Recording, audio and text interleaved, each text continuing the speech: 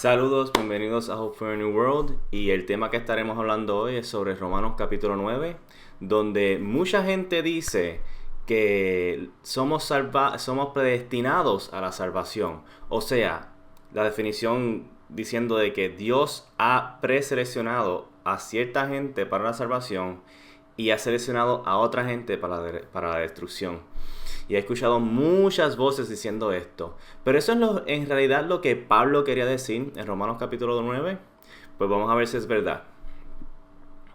El contexto de Romanos 9 es que Dios ha rechazado al pueblo de Israel por su constante rebelión y resistencia contra el Señor. Entonces Dios ha quitado y se ha movido de Israel y ahora intentas la salvación del mundo a través de los gentiles, para traer a Israel y al mundo para su salvación. Entonces Dios está trabajando por su iglesia. Y no solamente eso, la conversación de Romanos 9 no termina en Romanos 9, sino termina en Romanos 11. Y voy a leer la culminación de esta conversación. Manténganlo en mente para cuando lo saquen en el próximo video. Y que lo estemos leyendo también en la parte donde Romanos 9 dice lo que vamos a estar estudiando hoy. Ok, en Romanos 11, verso 32, dice: porque Dios encerró a todos bajo desobediencia para tener misericordia de todos. Así que en este verso dice que Dios quiere tener misericordia con todos. Ok. Ahora vamos a leer el pasaje donde mucha gente dice que Dios predestina la gente a la salvación, que se encuentra en Romanos capítulo 9, versos 11 al 13. Y aunque todavía no habían nacido sus hijos, ni había hecho bien o mal, para que el propósito de Dios dependiese de su elección, no de las obras, sino del que llama. A ella se le dijo: el mayor servirá al menor. Como está escrito: a Jacob amé, pero a Esaú aborrecí. Ahora, aquí Pablo está citando dos textos del Viejo Testamento. Está citando Génesis capítulo 25 y Malaquías capítulo 1. Y si Pablo está citando estos dos pasajes del Viejo Testamento, ¿acaso él no espera de que uno vaya a esos pasajes a leer para ver de qué está hablando, a qué se refiere y cómo él conecta lo del Viejo Testamento con lo que está escribiendo? Porque en estos pasajes del Viejo Testamento se está hablando de naciones. ¿Ok? Porque, como van a ver, que lo vamos a leer ahora, los individuos en estos pasajes representan naciones. Así que no está hablando de salvación individual, sino está hablando de individuos que Dios entra en un pacto para usarlos a ellos y a su nación para salvar a los otros. De eso es lo que está hablando. Recuérdense, en el principio está hablando de que Israel, y que Dios había escogido a Israel, pero él rechazó a Israel por su pecado. Ahora vamos a leer los pasajes del Viejo Testamento. Génesis 25, desde el 22 al 23. Como los hijos se empujaban dentro de ella, dijo: si es así, ¿para qué he de vivir? Ella fue a consultar al Señor, y el Señor le dijo: dos naciones. ¿Se recuerda lo que les dije? Que los niños representan naciones. Míralo aquí.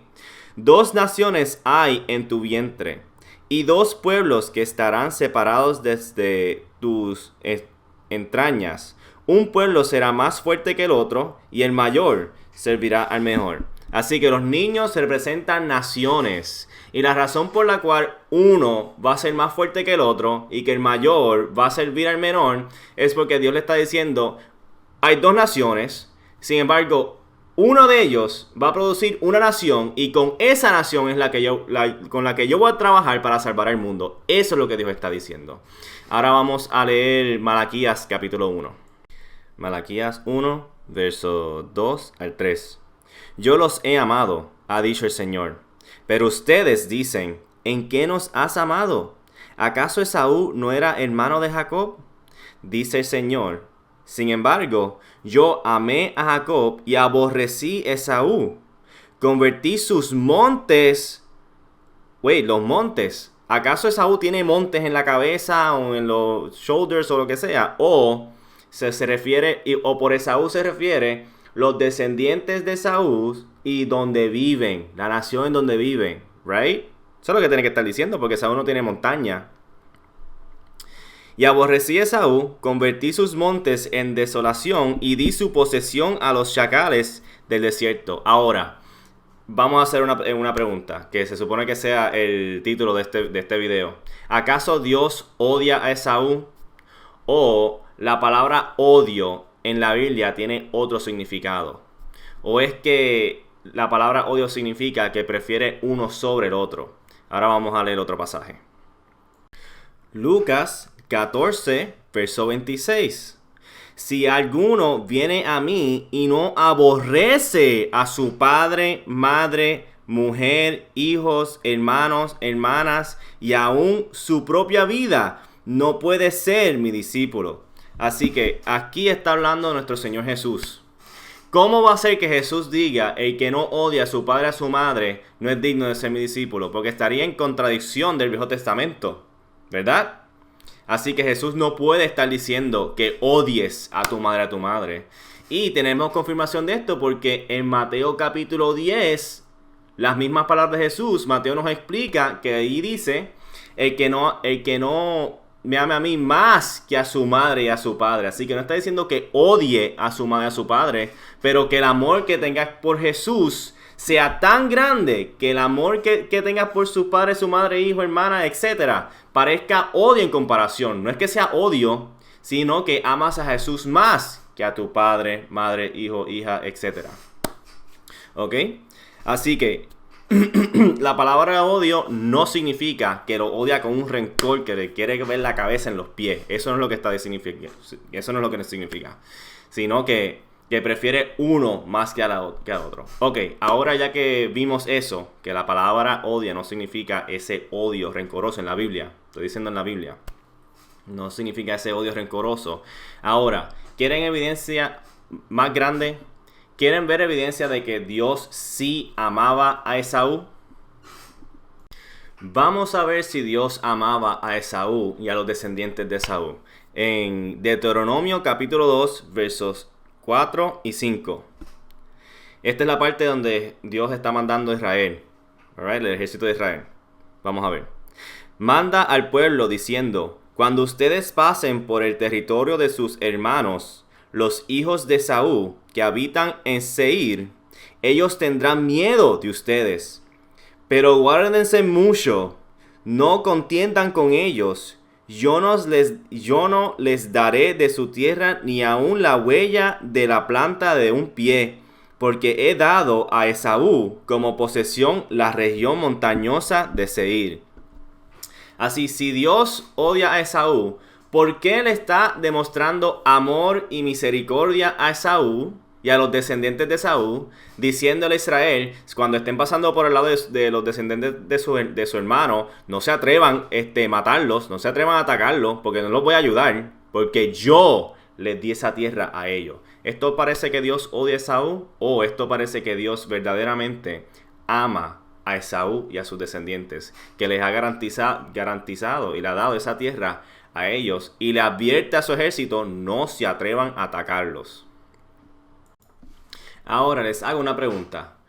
Cuando Dios empodera a los israelitas para derrotar a los cananitas, eso es una señal de su amor para ellos, ¿verdad? Así que si eso es verdad, ahora vamos a leer Deuteronomio capítulo 2, el mismo capítulo, pero esta vez verso 16 al 23. Aconteció que cuando finalmente murieron todos los hombres de guerra de entre el pueblo, el Señor me habló diciendo, tú pasarás hoy por el territorio de Moab, es decir, de Ar, y te acercarás a los hijos de Amón, pero no los molestes ni contiendes con ellos, porque no te he de dar posesión en la tierra de los hijos de Amón. ¡Oh, wow! La he dado como posesión a los hijos de Lot. ¡Oh, wow! So, Dios no solamente ama a Esaú, sino también ama a Lot, a los hijos de Lot. ¡Wow! Interesante, porque muchas veces he escuchado de que Lot era un incircunciso. No. Dios amaba también a Lot. ¿Y cómo sabemos más evidencia de esto? En Pedro también habla de la fe que Lot tenía, pero hablaremos de eso en otro video. Seguimos. Así que Dios ama a los hijos de Lot también. Ok, vamos a seguir leyendo. Así que él empoderó a los hijos de Lot para su tierra. También les dice a los israelitas, no los ataquen. Lo mismo que los descendientes de Saúl, ¿verdad? Vamos a seguir leyendo. Verso 20. También esta tierra fue considerada tierra de los refaítas. En otro tiempo habitaron en ella los refaítas, pero los amonitas los llamaban someos. Estos eran un pueblo grande y numeroso. Eran altos como los anaquitas. A estos destruyó el Señor delante de los amonitas que los sucedieron y habitaron en su lugar.